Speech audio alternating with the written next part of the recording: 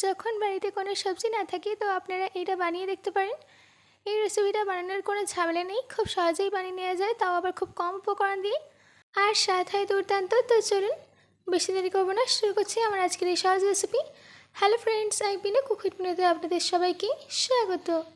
সবার প্রথমেই আমি এখানে নিয়েছি 1.5 কাপ বোঁদে। এবার আমি এটাকে সাইডে রেখে দিচ্ছি। এবার একটা বলে নিয়েছি 1 কাপ টক দই,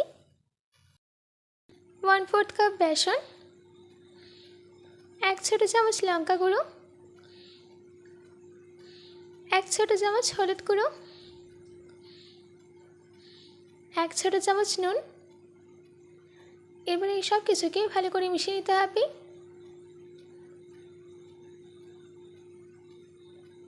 ভালো করে মিশিয়ে নেওয়া হয়ে গেলে দিয়ে দিতে হবে জল। আমি যেই পাত্রে মেপে টক দিয়ে দিয়েছিলাম সেই পাত্রে মেপেই দিয়ে দিচ্ছি 2 কাপ জল।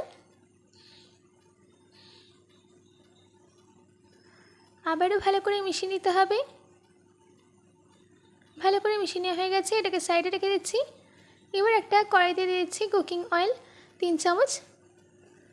তেল গরম হয়ে গেলে দিতে হবে 1 ছোটো চামচ সরষে, 1 ছোটো চামচ জিরে, 1 ছোটো চামচ মৌরি, 1 ছোটো চামচ মেথি, 3টে কাঁচা লঙ্কা, দিচ্ছি 1 চামচ গ্রেট করে নেওয়া আদা, 2টো লবঙ্গ, 1টা তেজপাতা। এবার এই সব কিছুকে 20 সেকেন্ডের জন্য সতে করে নিতে হবে। সতে করে নেওয়া হয়ে গেলে দিয়ে দিতে হবে 1 চিমটি হিং, কারি পাতা, ভালো করে মিশিয়ে নিতে হবে। তারপর দিয়ে দিতে হবে দই ও বেসনের মিক্সচারটা, যেটা আমরা রেডি করে রেখেছিলাম। ভালো করে মিশিয়ে নিতে হবে ও একটা বয়েল আসা অবধি ওয়েট করতে হবে। এই কারিটাকে মিডিয়াম লো হিটে 30 মিনিটের জন্য রান্না করে নেব। কারির মধ্যে একটা বয়েল চলে এলে দিয়ে দিতে হবে 1 চামচ কসুরি মেথি। ভালো করে মিশিয়ে নিতে হবে।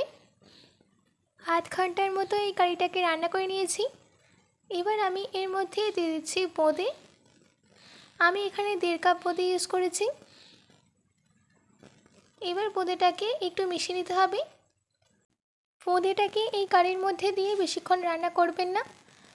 একটু মিশিয়ে নেওয়ার পর গ্যাসের ফ্লেমটাকে অফ করে দিয়ে আমি একটা তড়কা তৈরি করে নেব। তার জন্যে 2 চামচ গরম ঘিয়ের মধ্যে দিয়ে দিতে হবে 3টে শুকনো লঙ্কা, 1 চামচ কাশ্মীরি লাল লঙ্কার গুঁড়ো।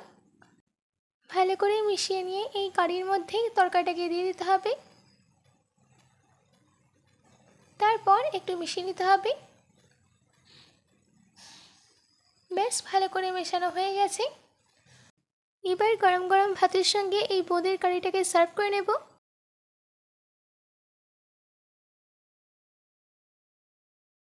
আশা করছি আমার আজকের এই রেসিপিটি আপনাদের ভালো লেগেছে।